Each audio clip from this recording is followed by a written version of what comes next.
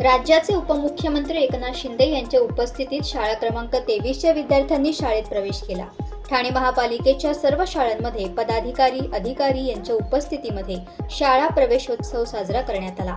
यावेळी महापौर शर्मिला पिंपळोलकर, शिवसेना गटनेते पवन कदम, नगरसेवक राम रेपाळे, नगरसेविका संध्या मोरे, सुखदा मोरे, एकता भोईर, डॉक्टर दर्शना भोईर, महापालिका आयुक्त सौरभ राव, अतिरिक्त आयुक्त 1 संदीप माळवी, उपायुक्त डॉक्टर मिताली संचेती, सहाय्यक आयुक्त राजेश सोनावणे, शिक्षणाधिकारी शेषराव बढे, माजी नगरसेवक डॉक्टर जितेंद्र वाघ, शिक्षक सेनेचे पदाधिकारी, शाळेचे मुख्याध्यापक दीपक मोराणकर यांच्यासह शिक्षक, विद्यार्थी व पालक उपस्थित होते।